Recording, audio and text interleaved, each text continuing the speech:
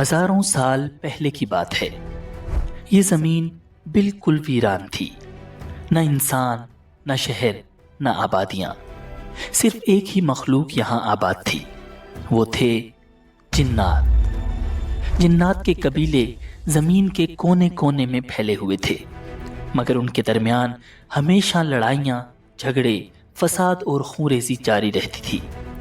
پوری زمین میدان جنگ بن چکی تھی۔ یہ منظر اللہ رب العزت کی بارگاہ میں پیش ہوا تو اللہ تعالیٰ نے فیصلہ فرمایا، زمین کو اس فساد سے پاک کر دیا جائے۔ فرشتوں کو حکم دیا گیا، وہ بڑے بڑے لشکروں کی صورت میں زمین پر اترنے لگے اور جنات پر زبردست حملہ کر دیا۔ جنات نے مقابلہ کرنے کی کوشش تو کی، مگر اللہ کے حکم کے سامنے وہ بے بس ہو چکے تھے۔ اس حملے میں بے شمار جنات ہلاک ہوئے، اور جو بچ گئے وہ پہاڑوں، جنگلوں اور دور دراز جزیروں میں چھپ گئے۔ انہی جنات میں ایک نہایت ہی نیک اور عبادت گزار جن تھا، جس کا نام تھا عزازیل۔ عزازیل باقی جنوں سے مختلف تھا، وہ فساد سے بالکل الگ رہتا اور دن رات عبادت کرتا رہتا تھا۔ جب فرشتے جنات کے خلاف لڑنے آئے تو عزازیل نے کھل کر فرشتوں کا ساتھ دیا۔ فرشتے اس کی عبادت اور اخلاص سے بہت امپریس ہوئے۔ جب جنگ ختم ہوئی تو وہ اسے اپنے ساتھ آسمانوں پر لے گئے۔ اب عزازیل فرشتوں کی محفلوں میں رہنے لگا۔ وقت کے ساتھ ساتھ اس کا علم اور عبادت میں مقام بڑھتا چلا گیا، حتیٰ کہ اللہ تعالیٰ کے ہاں اس کا درجہ بہت بلند ہو گیا۔ مگر اسی دوران اس کے دل میں ایک خاموش خواہش نے جگہ بنانا شروع کی، کاش زمین کی خلافت مجھے عطا ہو جائے۔ وقت گزرتا جا رہا تھا، پھر ایک دن اللہ رب العزت کی طرف سے ایک اعلان ہوا، ایک ایسا اعلان جو سب کچھ بدل دینے والا تھا۔ اللہ تعالیٰ نے ارشاد فرمایا، میں زمین میں اپنا ایک خلیفہ بنانے والا ہوں۔ تمام مخلوقات میں ہلچل مچ گئی۔ سب کے ذہن میں یہی سوال تھا کہ زمین پر اللہ کا نائب کون ہوگا؟ فرشتے زمین پر اس سے پہلے جنات کا فساد دیکھ چکے تھے، تو انہوں نے حیران ہو کر اللہ رب العزت سے عرض کیا، کیا تو زمین میں ایسے کو خلیفہ بنائے گا جو فساد کرے گا اور خون بہائے گا؟ حالانکہ ہم ہر وقت تیری تسبیح اور پاکی بیان کرتے ہیں۔ اللہ تعالیٰ نے ارشاد فرمایا، میں وہ جانتا ہوں جو تم نہیں جانتے۔ دوسری طرف عزازیل یہ اعلان سنتے ہی بہت خوش ہوا۔ وہ بہت کانفیڈنٹ تھا کہ اللہ کے ہاں اس کا جو مقام ہے، اس لیے اب اس زمین کی خلافت تو اسے ہی ملنے والی ہے۔ لیکن پھر ایک ایسا واقعہ ہوا جس نے سب کو حیران کر دیا۔ اللہ تعالیٰ نے حضرت اسرائیل علیہ السلام کو حکم دیا کہ وہ زمین کے مختلف علاقوں سے مٹی جمع کریں۔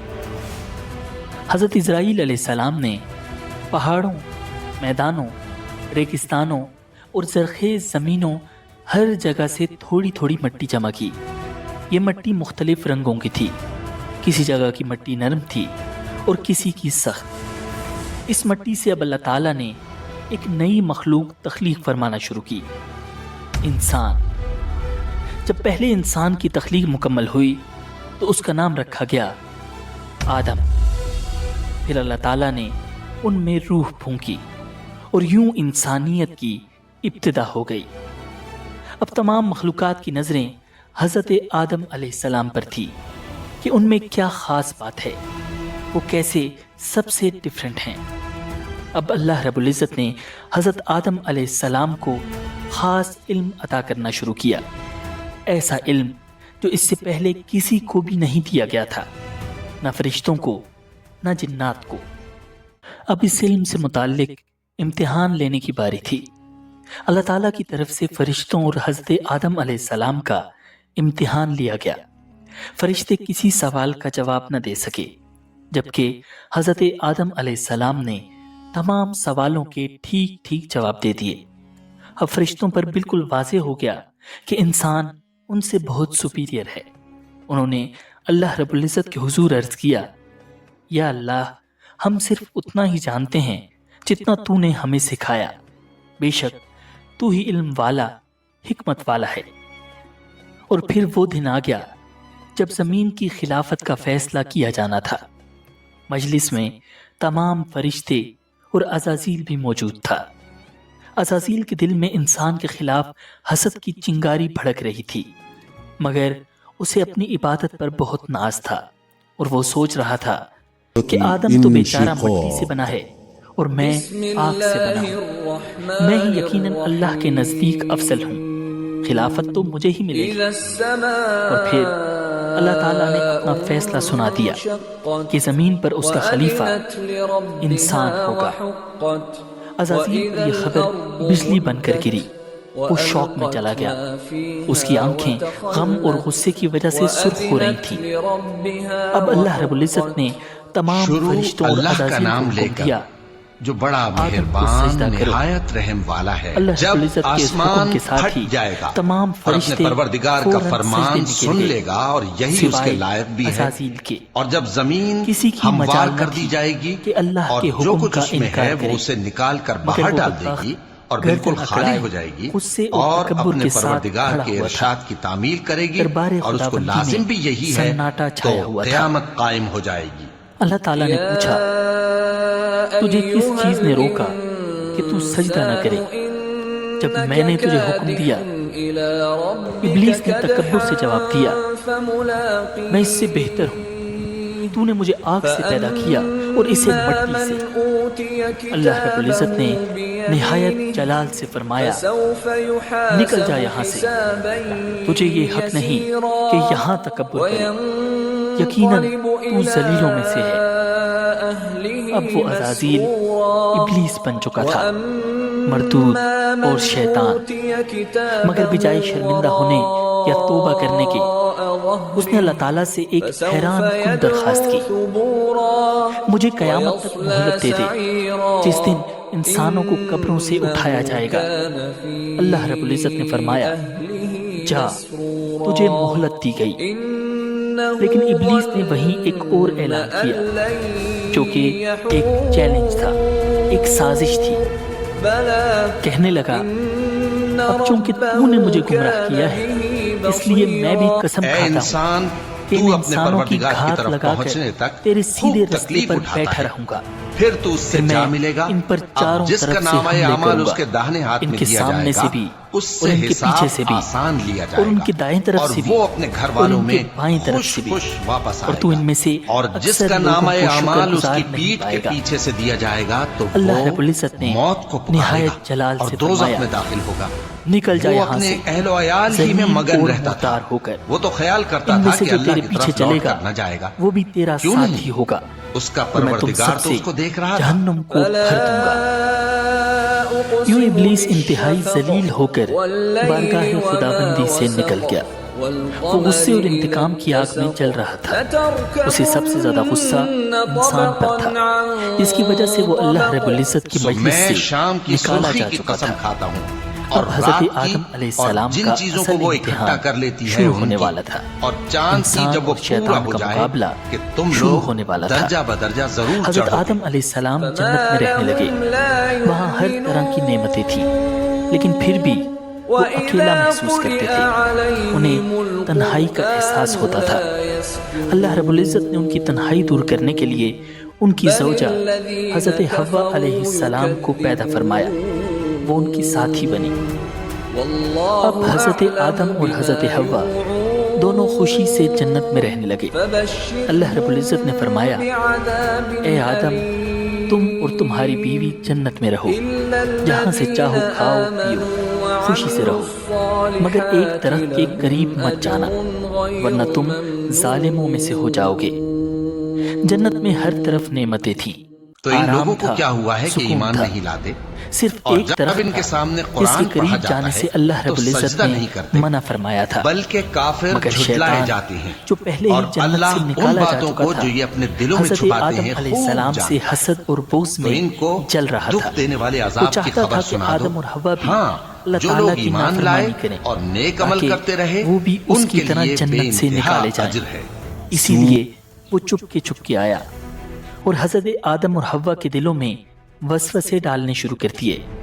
وہ ان سے کہنے لگا، تمہیں جنت کے ہر درخت سے کھانے کی اجازت ہے، لیکن کیا تم نے کبھی سوچا ہے کہ اس ایک درخت سے کیوں روکا گیا؟ آخر کیا وجہ ہے؟ پھر اس نے جھوٹ بول کر کہا، تمہیں روکا اس لیے گیا ہے کہ اگر تم نے اس درخت کا پھل کھا لیا تو تمہیں ہمیشہ کی زندگی مل جائے گی، تم فرشتے بن جاؤ گے، تمہیں کبھی موت نہیں آئے گی۔ یہ درخت تو شجر خلد ہے، یعنی ہمیشہ کی زندگی دینے والا درخت۔ ابلیس نے بڑی نرمی، چالاکی اور جھوٹی قسموں کے ساتھ یہ ظاہر کیا کہ وہ ان کا خیر خواہ ہے۔ وہ بار بار کہتا رہا، میں تم دونوں کا بھلا چاہتا ہوں، میری بات مانو، اس درخت کا پھل کھا لو، دیکھنا تمہیں کیا مقام حاصل ہوتا ہے۔ حضرت آدم اور حوا نے کبھی جھوٹ سنا ہی نہیں تھا اور نہ کبھی کسی کو اللہ کی جھوٹی قسم کھاتے دیکھا تھا، تو بالآخر وہ دھوکہ کھا گئے اور اس درخت کا پھل کھا لیا۔ بس یہی وہ لمحہ تھا جس نے سب کچھ بدل دیا۔ اللہ تعالیٰ کا حکم ٹوٹ چکا تھا۔ جیسے ہی انہوں نے پھل کھایا، فوراً جنت کا نورانی لباس ان کے جسموں پر سے غائب ہو گیا اور وہ گھبرا کر جنت کے پتوں سے خود کو چھپانے لگے۔ ان پر ایک دم شرمندگی چھا گئی۔ اللہ تعالیٰ نے حضرت آدم کو پکارا، کیا میں نے تمہیں اس درخت سے منع نہ کیا تھا اور یہ نہ کہا تھا کہ شیطان تم دونوں کا کھلا دشمن ہے؟ دونوں نے جب اللہ کی پکار سنی تو مارے خوف کے کانپ اٹھے۔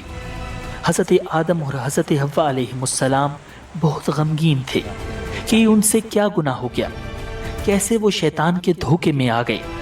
انہیں سمجھ نہیں آ رہی تھی کہ اللہ رب العزت سے معافی کیسے مانگے، مگر اللہ کی کریم ذات کو ان کی حالت پر رحم آ گیا اور اللہ تعالیٰ نے خود انہیں ایک خاص دعا سکھا دی، ربنا ظلمنا انفسنا وان لم تغفر لنا وترحمنا لنکونن من الخاسرین۔ اے ہمارے رب، ہم نے اپنی جانوں پر ظلم کیا، اگر تو ہمیں نہ بخشے اور ہم پر رحم نہ کرے تو ہم یقیناً خسارے والوں میں سے ہو جائیں گے۔ حضرت آدم اور اماں حوا نے یہ دعا مانگنا شروع کی تو اللہ تعالیٰ نے ان کی توبہ قبول کر لی اور یوں توبہ کا دروازہ ہمیشہ کے لیے کھل گیا۔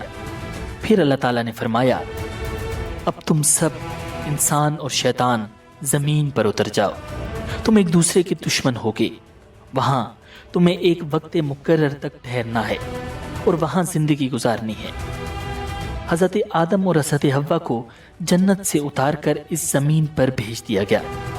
یہی وہ جگہ تھی جہاں ان کا اور ان کی آنے والی نسلوں کا امتحان لیا جانا تھا، جہاں انسان اور شیطان کی ایک مسلسل جنگ رہنی تھی۔